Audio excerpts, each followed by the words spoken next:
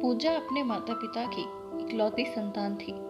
वह इसी साल MBBS MS की पढ़ाई पूरी करके डॉक्टर बनी थी। उसकी माँ मीना जी और पिता मदन जी चाहते थे कि उनकी बेटी अब शादी कर ले।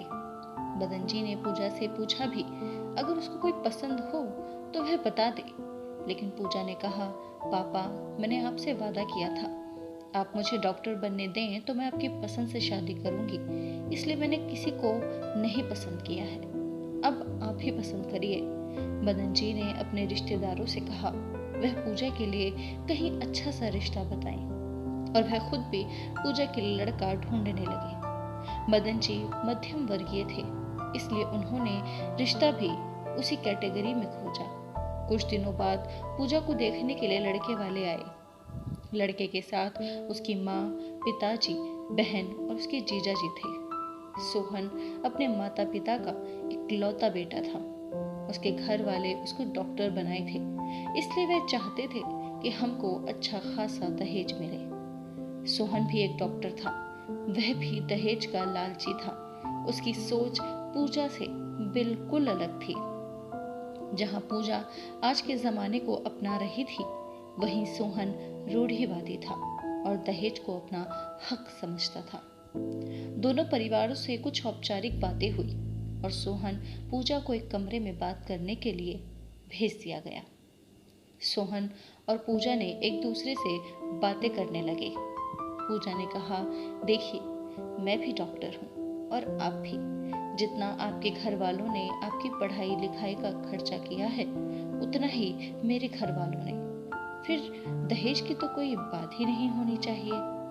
रही बात शादी के खर्चे की, तो आप भी आज के जमाने के हैं और हम भी, तो दोनों परिवार मिलकर उठा लेंगे। आप भी अपने माता पिता के अकेले हैं और मैं भी, तो जैसे मैं आपके परिवार को अपनाऊंगी, वैसे ही आप मेरे परिवार को। इतना सुनते ही सोहन भड़क गया और बोला, मेरे माँ बाप ने मुझे इसलिए डॉक्टर नहीं बनाया है कि मैं सड़क छाप लड़की से शादी कर लूं।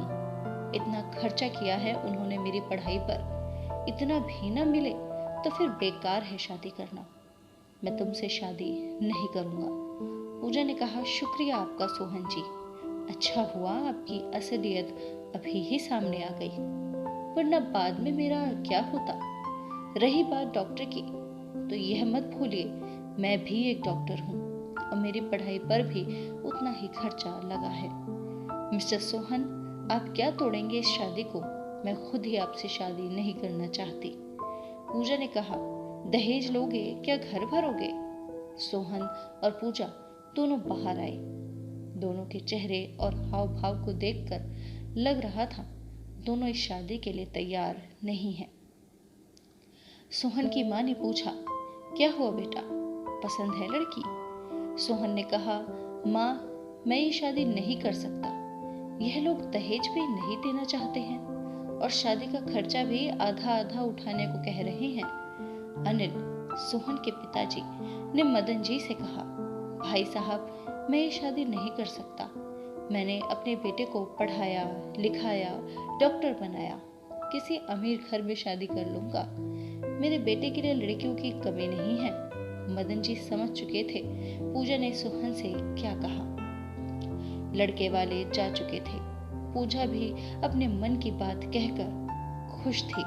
वहीं पर मदन जी अपनी परवरिश पर फूले नहीं समा रहे थे। आज उन्हें अपनी बेटी पर गर्व हो रहा था, अपनी बेटी के फैसले पर गर्व हो रहा था।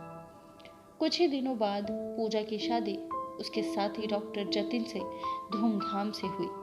जतिन भी एक लौता बेटा था।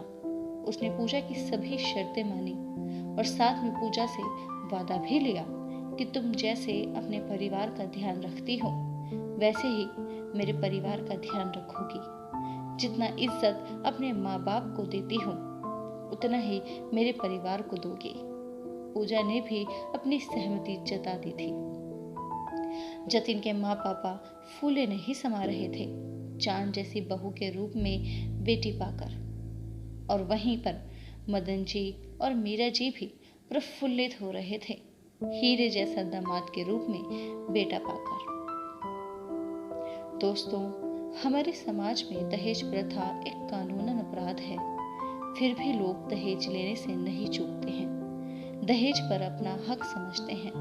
कुछ जगहों पर तो इसका विरोध हुआ तो बंद हो गया, लेकिन कई जगहों पर अभी भी है। मेरा मानना है यह प्रथा बंद होनी चाहिए हर जगह पर। इसकी वजह से कितने घर बर्बाद हो गए, कितनी शादियां विफल हो गई, कितनी बेटियां जलाई गई, कितने माँ बाप बिक गए और वहीं पर कितने माँ बाप सदमा बर्दाश्त ना कर सके और दुनिया ही छोड़कर चले गए। दोस्तों, यह थी आज की कहानी। आप सभी को ये कहानी कैसी लगी कमेंट में ज़रूर बताएं। कहानी अच्छी लगी हो तो लाइक ज़रूर कीजिए, और अगर अभी तक आपने मेरे चैनल को सब्सक्राइब नहीं किया है तो प्लीज़ चैनल को सब्सक्राइब ज़रूर कीजिए, क्योंकि आपकी एक सब्सक्राइब से मुझे और अच्छे से काम करने का मोटिवेशन मिलता है।